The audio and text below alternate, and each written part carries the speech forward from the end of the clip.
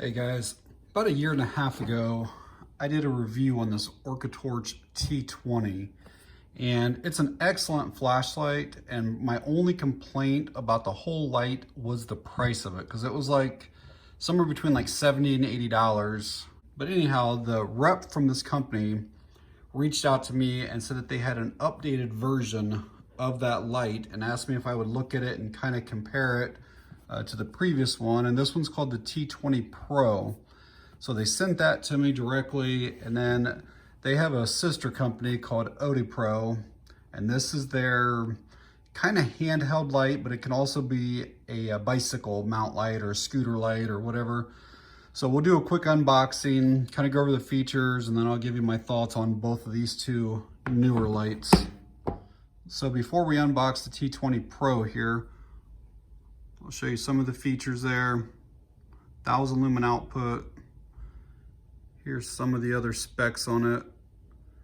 Beam distance, 426 meters. You can see there's different output settings, and this is what should all be in the box there. So I will say first off that the presentation is really nice. Like, this is like a solid, really sturdy plastic. It's almost like a gun case. Closing, locking tabs there. Open it up. It's got the egg crate cushion on one side, and then like the cutouts on the other side. So the presentation is really, really nice. So down in here, we're gonna get flashlight itself.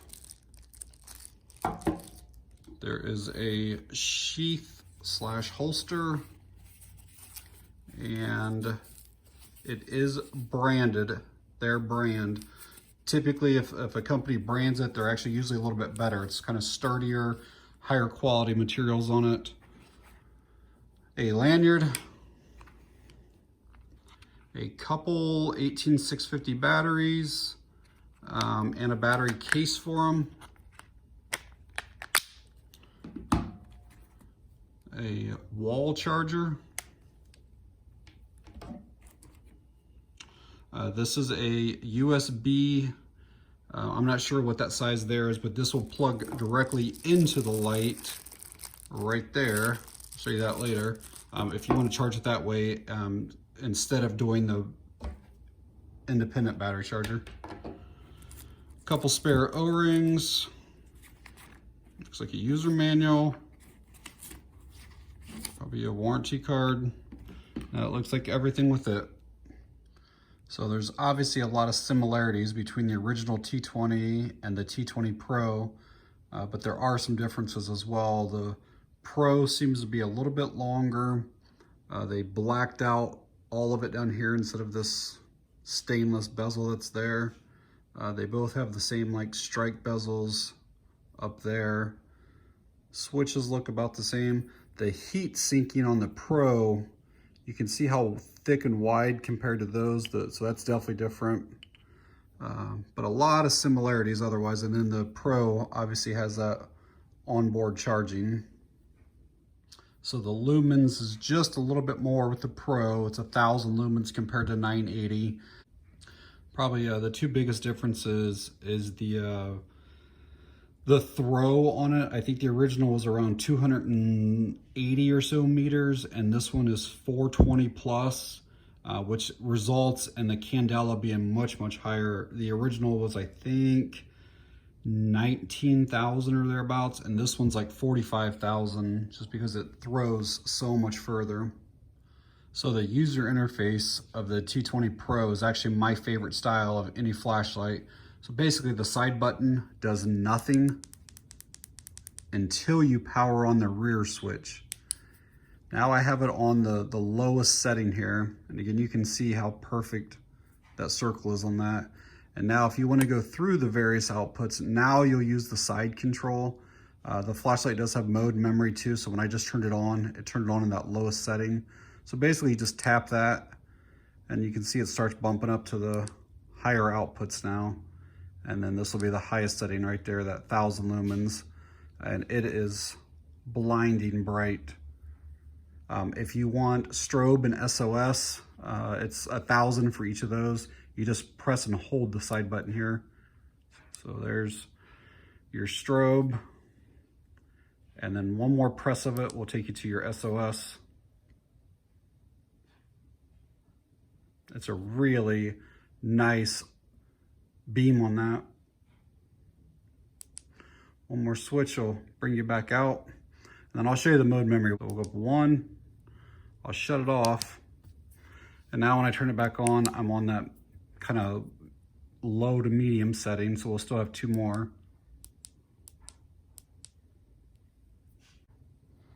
The other thing that I really like about it is, let's say I want to put it up in that highest 1000 lumen mode. So I go up, I go up, I go up, and now I shut it off here. I can half press this rear switch and without fully turn on and completely silent, get to that instant 1000 lumens. So definitely a tactical light.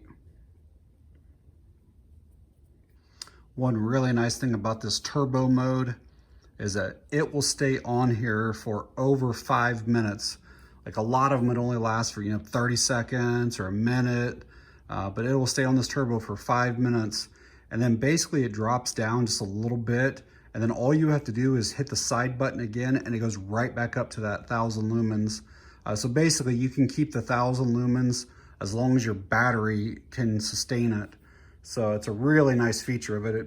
Not like some of the other manufacturers that drops down and it's not even a usable turbo mode. The build quality on this is excellent. The anodization and just the overall quality of everything is super nice. The threads are real smooth. There's no grittiness or anything like that to them. You can remove this cigar style like anti-roll ring, but I will be honest, like it kind of does help give you a little bit of grip. This through here where it's smooth is a little bit slippery, and it's a little bit slippery back here. There's a little bit of texturing right through here, but when your hand is on there, I feel like the clip and the ring right there give you enough so it doesn't move in your hand. I feel with that not on there, that this does tend to want to slip around a little bit because that is very slippery. So just above the charging port is a little LED light. When you're charging, it'll be red. Also, it serves as a low battery indicator, and the manual does not say at what percentage it'll come on. Typically, it's around like 10%. So when the battery starts getting depleted, that light will come on to let you know it's time to charge it up. So one of the features of this is considered a power outage light. So in order to charge it, you actually have to turn the light on, and then you take your charging cable, plug it in. And you can see the light just came on red there, and the light will go green whenever it's fully charged. But let's say that, let's say you have it charging, on your wall or whatever, and then there's a power outage. So I'm going to disconnect this from my power brick here. The light is supposed to come on. Yep, just did. So you see the light comes on now. So basically you'd be able to find it if there's a power outage and it's charging. But yeah, you have to have that turned on to charge it. All right, I'm gonna roll in a couple nighttime beam shots with this.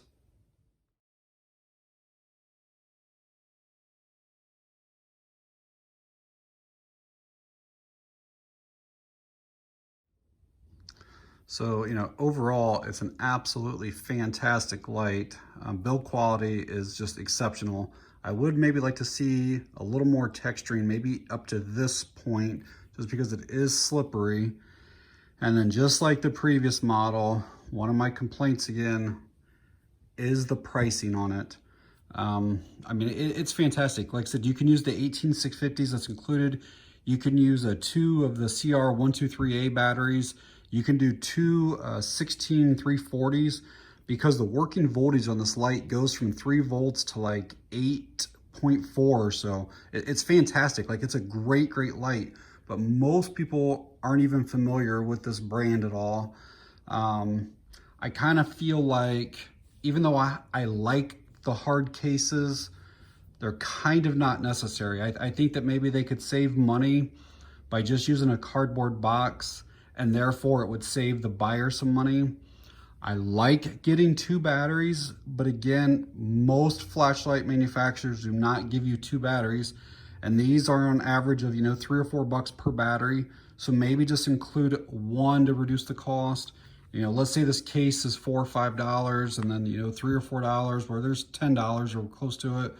I don't think that they need both types of charging. Like give one or the other. If you want to do just onboard, then leave that. If you don't, like, I don't know, I feel like you could get rid of a few dollars there. And I think the light sells on Amazon for like $73. There's always a coupon that you can clip for 5% off, but you're still at like $70 or close to it. I kind of feel like the light is in the $50 range. Just my opinion on it. I mean, it's a fantastic light. I mean, like I said, I've kept the other one for a year and a half. I really like it. It's just the price is a little steep for a brand that a lot of people aren't familiar with. And now we'll do a quick unboxing of the Odepro Hex62. You got the flashlight up on top here. We'll go over the design of this later. Obviously, it's a unique styling to it, but just want to do an unboxing here first. Some foam. It looks like everything else is down in here. So, again, another holster sheath that is branded. It might even be the exact same. Looks like you get one 3000 milliamp 18650 battery. This is a bicycle mount. So that'll go over like your handlebars or whatever, and then the flashlight will go in this part. Looks like we got a car charger. It is 2.1 amp dual bay. There was a lanyard on the end of that flashlight too. Micro USB charging cable. User manual. And then a warranty card. I think that's it in there. Yep. So I'm not sure where the 62 comes from, but the hex is obviously the shape of the light. It's a hexagon, so there are 6 sides to it. I will say that it is very unique looking. I have never owned any flashlight that kind of looks quite like this. One thing right away that I would recommend to them is kind of like what I said about the T20Pro, is to put some type of texturing. This thing is super slippery. There is nothing on it at all. So you do have to make sure that you have a good grip on it, or use that wrist lanyard, because it can definitely slip out of your hand. There's just nothing on it. So back here's where battery will go. And again, threads are really good. I'll get that battery in and we'll go from there. So here are the specs for this Hex62. Give you an idea there. So you see that the highest lumens is 1000, low is 56, different run times. There's your IP68 drop rating. So in order to charge it, there's this port right here, and that exposes that micro USB area. You kind of spin that out of the way. You take the micro USB cable, plug it into your side switch, and I don't know if you can see, but it's a green and a red light. That means it's not charging right. And it's just like the other one. You have to actually turn it on, and then it'll be just red. Once it's done charging, it'll be green.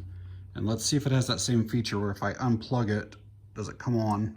Yep, sure does. So same thing, it could be used as a power outage light. So the Hex62 has that same user interface as that T20Pro I just showed. You hit the side button by itself, it does nothing. You have to hit that to turn it on.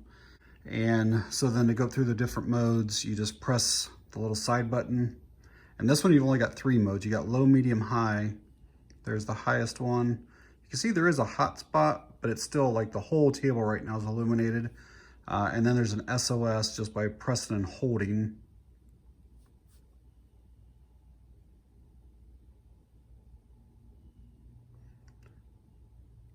The T20 Pro had that like ultra low, almost like a Firefly or Moonlight mode, which is all the way down to 4 lumens.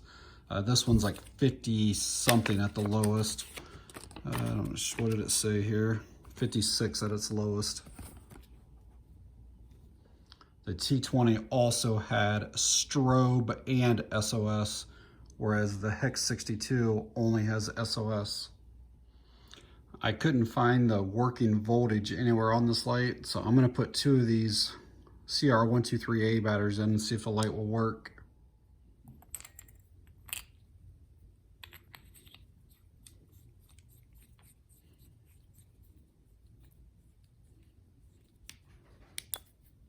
Yep, looks like they work just fine.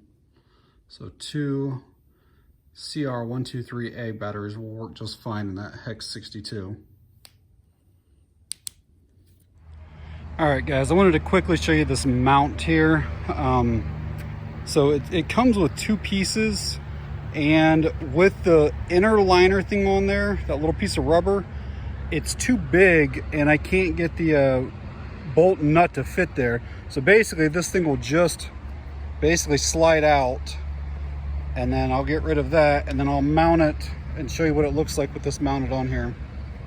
So it's obviously designed to be completely toolless. You just basically hand tighten that right there. So this is obviously brand new, and it may loosen up with a little bit of time, but I actually cannot just press the light down into it. I had to take the light and slide it in, and once it's in there, it's really snug. I mean, that's not going to go anywhere. If you were off-roading or trails or anything, that is super solid on there. And then this thing rotates, so you can have the light going exactly where you want it to go.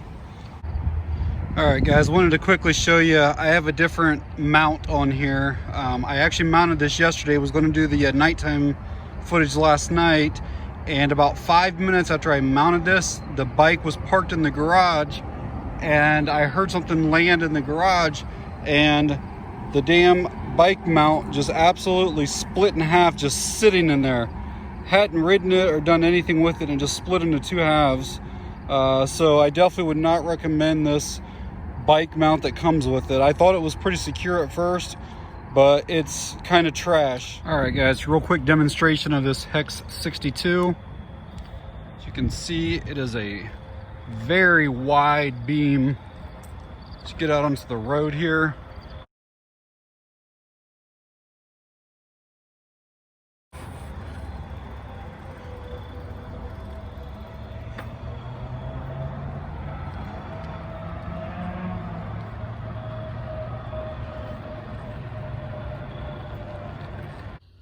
My opinion on this overall is similar to that T20 Pro. I think that it's built just exceptionally well. I like the features that it has. I love that interface where you get to hit the rear switch and then change the outputs with the side switch. I do wish that it had some texturing because it's super slippery. I also think that as a dedicated bike light, I don't like the SOS option, because for a split second you are black, so nobody can see you and you can't see anything else, so you have to keep it on one of those, you know, either medium or high settings. So it's not really a true bike light. It doesn't have that bike light where the light stays on and it flashes at the same time. And so obviously this bike mount would be another complaint of mine. It's almost like a really hard plastic, and it's not real pliable.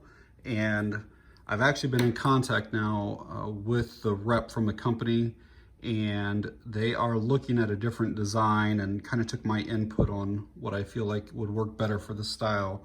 But that mount is definitely an issue. I would also like to see some type of a pocket clip somewhere on here. The light is not too big to pocket carry. So I have this one here, which is a real similar size, and just a simple clip on there I think would do good, because if you drop this down, you leave the lanyard out, then the light just kind of moves around in your pocket. So I do think that they need to include some type of clip with that. I will say that I have a bunch of these LED bike lights. My son and I used to ride quite a bit together. But I have all these different ones, and without a doubt the Hex62 is just far superior to any of these. And most of these are in the, I don't know, let's just say like $15 to $20 range, something like that. And you have to use disposable batteries in them. So, you know, it might take like 3 AA's or whatever. So that does start adding up if you have to replace them every few months, whereas with an 18650, you can charge it hundreds and hundreds of times. It'll last for years. So you definitely end up saving money using the rechargeable lithium ions. So that does have that going for it. And probably my only other complaint with this, again, is pricing. It's in the $65 range or so. And I kind of personally feel like it should be sub $50. They probably don't need to include the car adapter here, because again, most US buyers that are going on to Amazon and looking for, you know, a bicycle light or whatever, if they see that name right there, they're gonna have no idea. And you know, some of the reviews, they may read them, but most people are just gonna pass up on a name like that. It's a quality light. The price is just a little bit steep on it. All right, guys, that's it on this one. Thank you very much for watching. If you made it this far into the video, I truly appreciate it. I will leave Amazon links down below if either of these lights is something that interests you.